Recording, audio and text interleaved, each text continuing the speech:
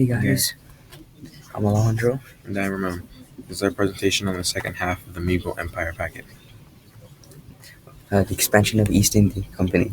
The East India Company started gaining more cities in India, making their presence even stronger. They acquired trading rights in Bengal and other markets. That increased their growth in textile trade. The Mughal Empire reached an agreement with East India Company that made them pay an annual fee instead of taxing the amount they sold. This agreement made their company expand greatly. The East India Company also started making their own form of currency. British trade.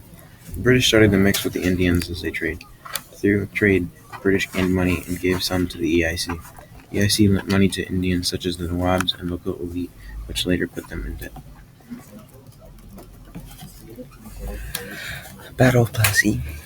In 1757, Robert Clive led troops to Plassey. Robert Clive started a battle at the town later known at the town later known as the Battle of Plassey. The Indian troops intentionally let the British win the battle at the town. Suraj Udala was killed in the Battle of Plassey and was replaced with Mir Jahar. The Battle of Plassey it shows a changing point in Indian history and British presence. Robert Clive. Robert Clive was a military general that wanted to take down Suraj Udala. Clive started plotting on how to take down Suraj after capture of Calcutta with the British. Clive and British bribed the Indians under Suraj's rule to let them win a battle. Robert Clive then marched his troops into Plassey in 1757.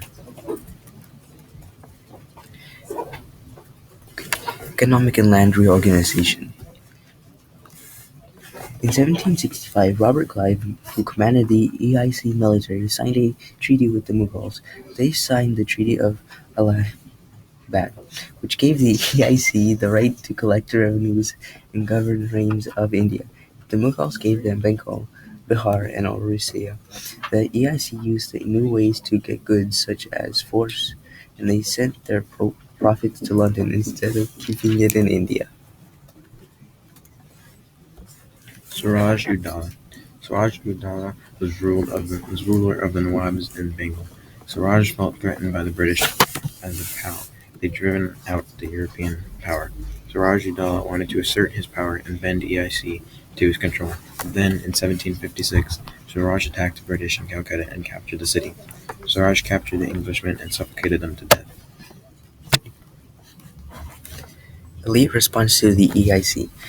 Both of the cultures began to mix. This caused new ways of learning, organizing, and development.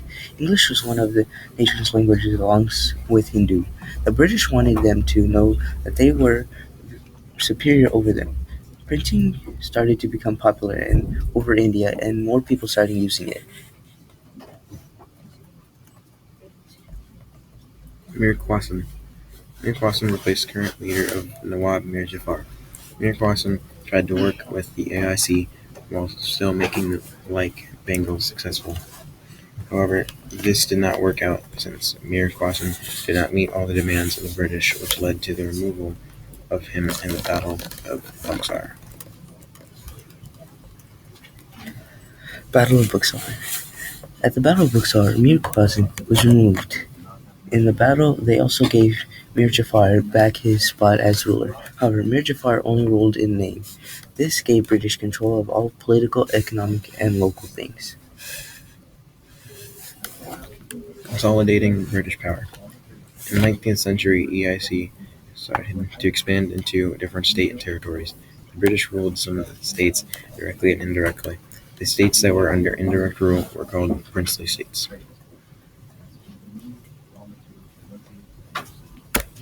Governor Dalhousie. Governor-General Dalhousie arrived in India in 1848. Okay? Dalhousie wanted to unite and make India stronger by bringing Indians under British rule. To bring India under British rule, Dalhousie made a law that made princely state to be direct rule now. Dalhousie also created the doctrine lapse, which stated where the ruler did not have a son as his direct descendant to take over the government, they would have to give their land to the EIC. British Raj. British Raj demanded peasants to grow that are worth a lot in London. However, the peasants did not make grow these crops since they did not have much meaning to them. The demand also led to a decline in India textile trade, which caused the Industrial Revolution for Europe. Resistance and rebellion. Peasants started to go against the British more and more. Haji Saraj Tuhula led the peasants against their landlords.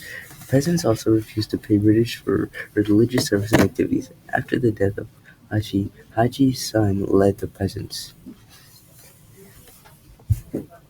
Blue Mustany. Peasants refused to make indigo for the British. The peasants did not grow the crop because it was not edible. After much pressure, the peasants finally rebelled against the British. Rebellion of 1857. 1857. All throughout 1858 is when the Indian Rebellion took place. Some people call this the War at Sepoy War because the rebellion started within the military that consisted mostly of Indian men. The rebellion net happened because of the unfair treatment of the soldiers, even they had a great financial reward.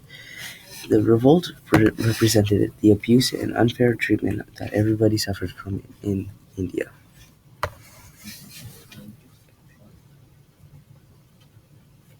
That's it. Yeah, we're excited. This. The end.